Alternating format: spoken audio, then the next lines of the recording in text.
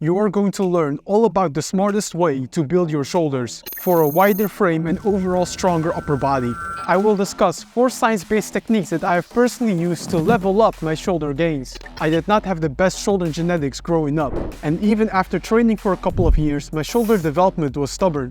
Especially in the last 18 months, I've been using new science-based techniques that I want to share with you so you can make faster progress than me.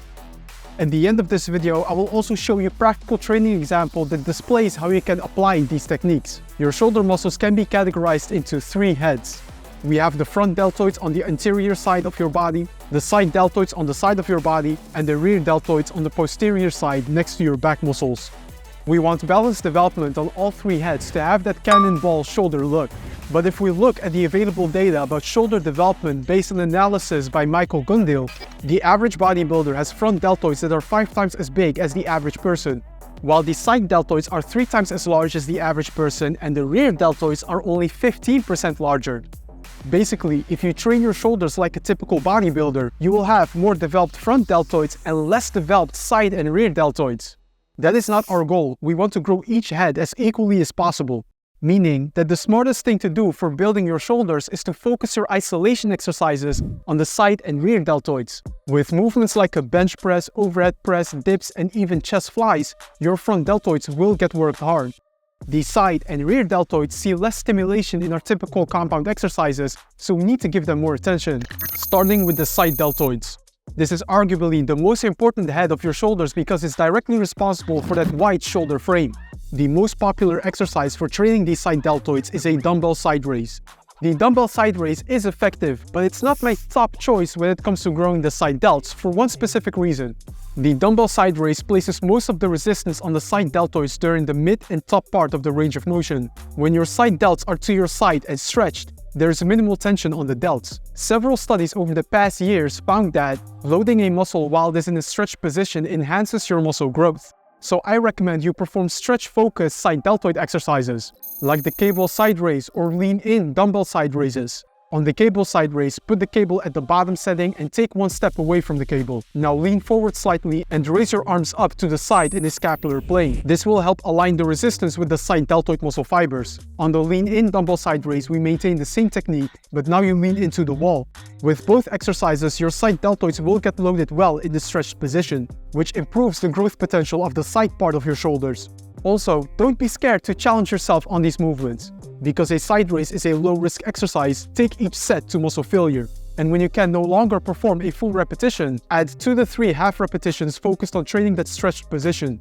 Now, next to the side deltoid, we also want to build the rear delts, to give your shoulders that 3D look. Your rear deltoids will get indirectly trained during our back exercises, like the lat pull down and row-in variations. But to optimally stimulate the rear deltoids, we need to look at their muscle fiber alignment. The rear deltoid muscle fibers run diagonally down, so a great way to train the rear deltoids is by performing cable rear delt flies, in which you move your arms diagonally down. But the biggest game changer in my rear deltoid development definitely has been doing a rowing variation with a 45-degree elbow angle. As you row back with a 45-degree elbow angle, the rear deltoids are in an advantageous position to contract, and you are able to stimulate the upper back muscles at the same time. If you do not have a cable machine, you can do a 45-degree row also with free weights. Instead of rowing with an underhand or very wide grip, keep your elbow angle at 45 degrees so that the rear deltoids are one of the prime movers during the rows, while still giving your upper back good stimulation. If you incorporate a cable rear delt fly and 45-degree rowing variation, you are well on your way to building thicker rear delt muscles. So far, we have discussed how to develop your side and rear deltoids. Let's now look into how to develop the front delts. As mentioned, the front deltoids tend to be overdeveloped for most training individuals. For this reason, I actually recommend most people to not perform a front raise variation. The shoulder flexion movement pattern you train during a front raise can be effectively trained during a shoulder press, which also has the benefit of training your triceps and a bit of the upper chest. So the third technique for front deltoid training is to incorporate a stable shoulder press variation, with the emphasis on stable. I love the barbell overhead press and have used it a lot over the past years to develop my shoulders, core, and overall upper body strength. But if we are talking strictly about growing the deltoids as much as possible, the instability that comes with a standing barbell overhead press does limit how much you can overload your shoulder muscles. This is why I recently started doing a Smith machine shoulder press instead and found great results. Some people may have the idea that the Smith machine shoulder press is inherently less effective than a standing barbell overhead press because you do not train your stabilizers. But a 2023 meta-analysis of 13 studies found that machine-based and free weights training can be similarly effective for muscle growth. It's all about when and how you use an exercise.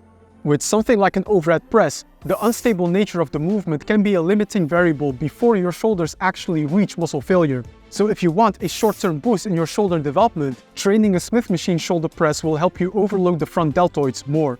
A drawback of using machines for shoulder training is that not every gym will have the same machine availability. So if you rely only on machine training, you will be in trouble if you get to a gym without machines and all of a sudden have to do heavy shoulder pressing. For this reason, I recommend to incorporate both. Every 8 weeks or so, I cycle my shoulder press variations. For about 8 weeks, I overload the Smith machine shoulder press. Once I see my progress slowing down, I move into a dumbbell shoulder press for about another 8 weeks, so you can get the benefits of both worlds.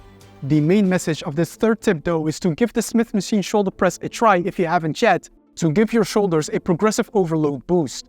So we discussed several exercises for effective deltoid development: the cable side raise, lean in dumbbell side raise, cable rear delt flies, 45-degree cable rows, and Smith machine shoulder press. As you can imagine, if you squeeze all of these exercises into one workout, you will have a massive shoulder pump.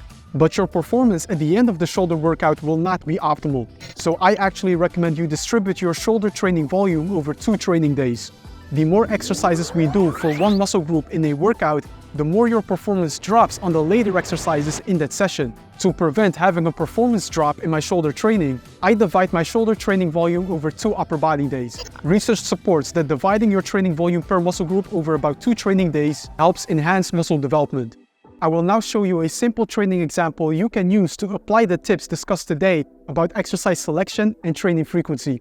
As you see, we have 2 upper body days, with 2 side raise variations to help us focus on growing the side delts. We also have a 45-degree cable row and rear delt flies for the rear deltoids, and we have a Smith machine shoulder press to target the front deltoids. With exercises like the bench press and pull down, your rear delts and front delts will get targeted indirectly.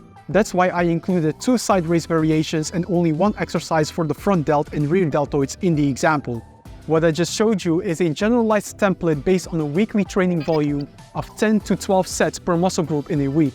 If you want something more personalized and consult with me about your fitness goals, you can apply to my one-on-one online coaching service, in which I will personally design your approach and advise you throughout the process. That was it about the smartest way to build your shoulder muscles. I have this really cool video lined up here above, so go ahead and click that to learn more about science-based training and nutrition. For now, I'm signing off. Thank you as always for your support, and I will see you in the next video.